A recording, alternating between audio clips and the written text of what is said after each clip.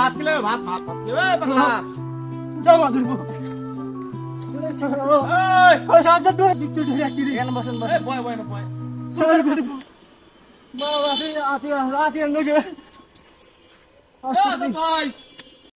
আমি তো পয়সা করে দেবো আর ধরেন কেন আমাকে দেন না সুন্দর ভাবে পয়সা করে দিব নতুন জামা কাপড় দিব ঠিক আছে আপনি আসেন না আমি বলতেছি বসুন এখানে আসেন কিচ্ছু হবে না চুল কাটে দিবে ভালো লোক কিচ্ছু বলবো না না ভালো লোক ডাক্তার চুল কাটে দিবে ঠিক আছে একদম মোস্তা কাটে দিবে দাড়ি ওই পানি বাক্সটা নিয়ে আসেন না আল্লাহ চুল কাটে দেন রাজনীতি করতে দুই তিনজন আচ্ছা ঠিক আছে বসেন রাজনীতি করতে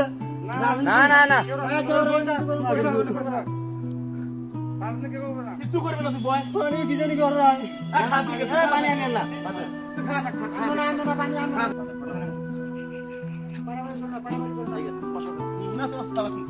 এটা সিস্টেম ভাই বসো তো মারবো না বসো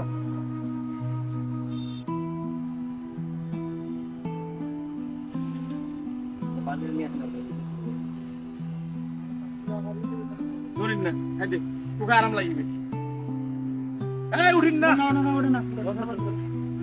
অসুবিধা নেই ভয় নাই আরাম লাগবে প্যান নিয়ে দেবে শার্ট নিয়ে দেবে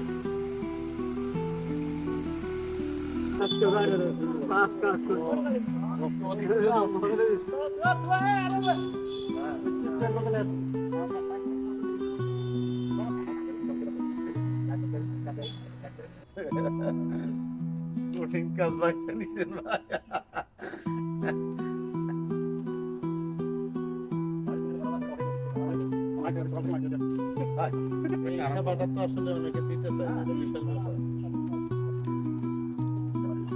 মোটামুটি বাংলা বান্ধা থেকে শুরু করে এ পর্যন্ত কয়েকজন ভারসাম্যহীন মানুষকে এইভাবে এইভাবে করে কিন্তু মানবতার সেবাটা অনেক মানুষই করবে না এবং করে না। বাংলাদেশে কয়েকটা টিম মাত্র এই সেবাটা দিয়ে আসতেছে। আসলে প্রত্যেকটা মানুষের বেঁচে থাকার অধিকার আছে। মানসিক ভারসাম্যহীন মানুষ যারা, তাদের আসলে দেখার বুঝার বলার কেউ নাই।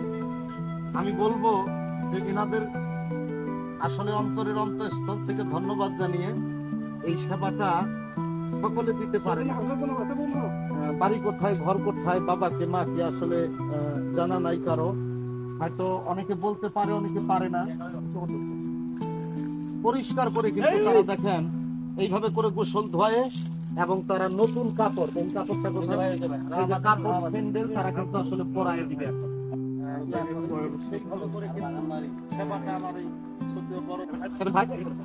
এই নাম্বারে কল করে আমরা এই সমস্ত মানসিক ভারসাম্যহীন মানুষদের একটু পরিষ্কার পরিচ্ছন্ন এবং তাদেরকে এই সেবাটা দেওয়ার জন্য অনেক কিছু মনে করতো, তাকে আস্তে আস্তে চাইতো না এবং ধরতে